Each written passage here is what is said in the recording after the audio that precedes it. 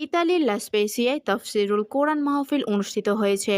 শনিবার লাসপেসিয়া মসজিদ মিলায়তনে লাসপেসিয়া মাদ্রাসা কর্তৃপক্ষ ও যুব সমাজের আয়োজনে তাফসিরুল কোরআন মাহফিল অনুষ্ঠিত হয়। ইতালি প্রতিনিধি মোল্লা মনিরুজ্জামান মনিরের রিপোর্টে জানাচ্ছেন মিম আহমেদ।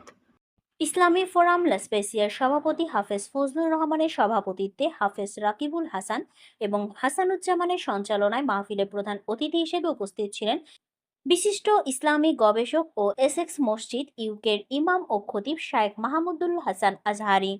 বিশেষ অতিথি হিসেবে উপস্থিত ছিলেন ইসলামী ফোরাম রোমের ভারপ্রাপ্ত সেক্রেটারি মাওলানা ফজলুল করিম। এছাড়াও বক্তব্য রাখেন ইসলামী ফোরামের লাসপেসিয়ার সেক্রেটারি হাসানুজ্জামান সহ অন্যান্য নেতৃবৃন্দ।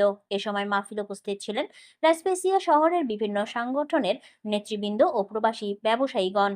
এ সময় মাদ্রাসা ও শিশু কিশোরগণ কোরআন তেলাওয়াত, হামনাত ও ইসলামী সঙ্গীত পরিবেশন করেন এবং প্রধান অতিথি শায়েখ মাহমুদুল হাসান আজহারি উপস্থিত মুসল্লিদের বিভিন্ন প্রশ্নের উত্তর দেন।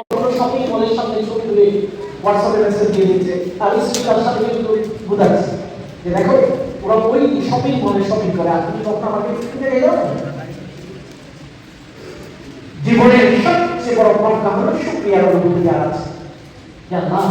তোমরা দুটো চোখ দিয়েছ, আল্লাহ তুমি আমাকে দুটো হাত দিয়েছ, আল্লাহ আমাকে তুমি হাত দিয়েছ, ধরে কত প্রথমবার অভালো আমাকে ছেড়ে হযরত ওমর রাদিয়াল্লাহু তাআলা আমার দিকে পরিবর্তন করতে হয়নি, আমাকে ডায়ালিসিস দিতে হয় না।